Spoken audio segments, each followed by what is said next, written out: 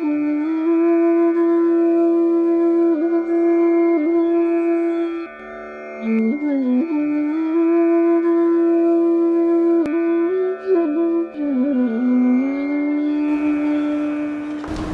प्रणाम। प्रणाम। मेरा नाम अक्षय, मैं गुड़गांव से आया हूँ। जी। गुरुजी, मेरा प्रश्न ये है कि जैसे हम लंबे टाइम तक ध्यान करते रहते हैं तो बीच में ऐसा समय आता है कि ऐसा लगता है कि हमारा कुछ हो रहा है कि नहीं हो रहा है ऐसा। तो जैसे ऐसा लगता है कि कुछ हो रहा है या नहीं हो रहा, तो कभी कभी मन नहीं करता लेकिन फिर भी करते रहते हैं। तो उस स्थिति में क्या करना चाहिए?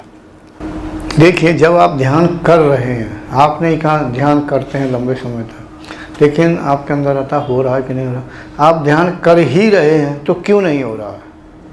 अब हम भी ऐसा गहरा ध्यान नहीं लगता ना, बस बैठ रहे हैं, कभी मन लगता है कभी नहीं लगता ऐसा। अच्छा, लगता है नहीं लगता है, इसके लिए आपको अपना अभ्यास बढ़ाना होगा, शुद्धता बढ़ानी होगी, अभ्यास बढ़ाना होगा। कितनी देर तक एक बार में कितनी देर तक ध्यान पे बैठते हैं?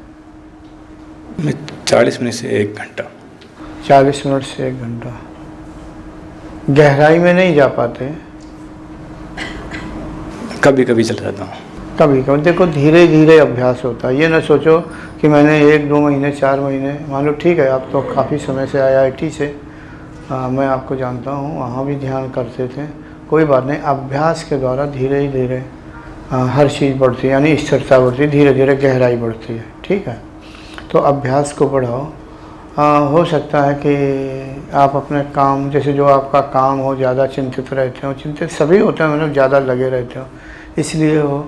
लेकिन जब ध्यान करो तो हर चीज़ को छोड़ दो, यानी ऑफिस का काम ऑफिस में, घर का काम घर में, यानी हमें ध्यान नहीं देना उस समय। बिल्कुल एक ही सोचना है कि इस समय हमें ध्यान करना है। ठीक है, मैं हूँ और ईश्वर है, यानी ईश्वर को ध्यान करते हैं या इष्ट जो भी। हाँ, और हमें ध्यान करना है, और उस समय ये याद नहीं करना है कि मुझे कंप्यूटर चलाना है, ठीक है, या ड्यूटी पे जाना है, या घर वाले क्या कर रहे होंगे। नहीं नहीं, सब छोड़ दो, ध्यान के समय सब छोड़ दो, सिर्फ आप अकेले हैं और आपको ध्यान करना है। ठीक, लगे रहो, और ये भी ना सोचो कि मेरा ध्यान लगता है कि नहीं, बस करते रहो।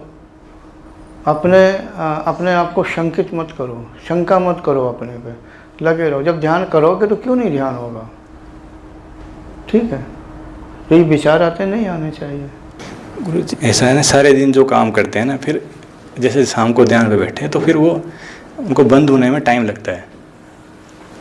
जैसे जो भी सारा दिन काम कर रहे हैं जी, वो विचार फिर उनको स्थिर होने में काफ़ी टाइम लग जाता है। तब तक देखो ये होता, मैं एक उदाहरण दे दूं यहीं से।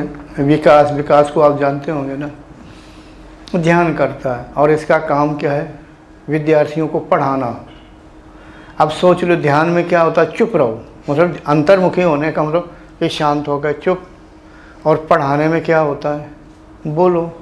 विद्यार्थियों को पढ़ाओगे तो बोलोगे, यानी घर में हमें चुप रहना, यानी ध्यान में चुप रहना है, और बाद में हमें बोलना, यानी हमें ध्यान के समय अंतर्मुखी होना है, और बाद में कॉलेज में बहिर्मुखी हो रहे हैं। क्यों?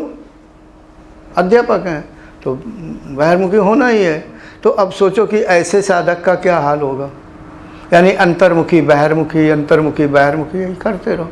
लेकिन अब क्या करें, फिर भी जब अभ्यास करते रहते हैं तो एक आदत सी पड़ जाती है कि जब ध्यान पे बैठे ध्यान लगा, और जब कॉलेज गए पढ़ा दी। मैं उसका उदाहरण दे रहा, तो मतलब इसी तरह से, और ज़्यादातर सभी के साथ होता है कि भाई ध्यान के समय ध्यान किया, और जब कोई भी मनुष्य अपना जीवन चलाने के लिए जो संसार में दिन में व्यवहार कर रहे हैं तो किसी न किसी काम से लगे ही रहते हैं, यानी बहिर्मुखता में बने रहते हैं।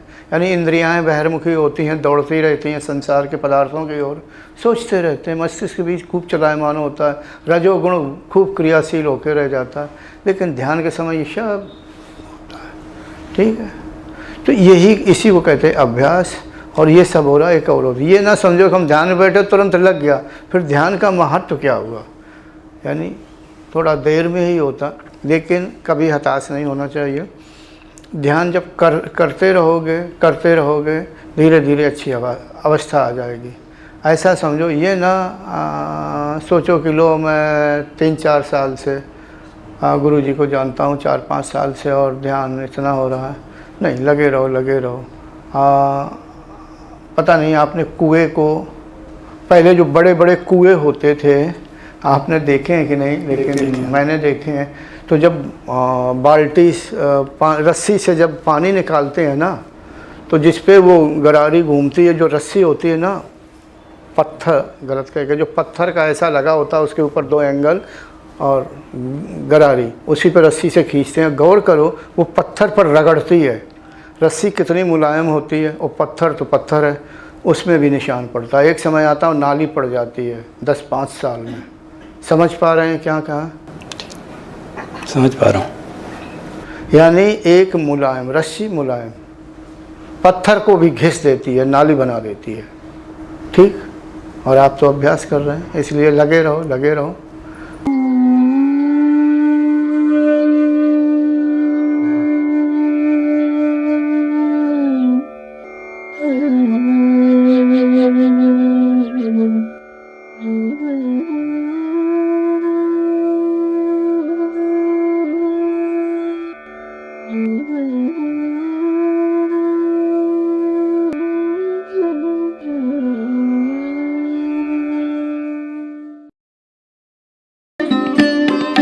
Thanks for watching.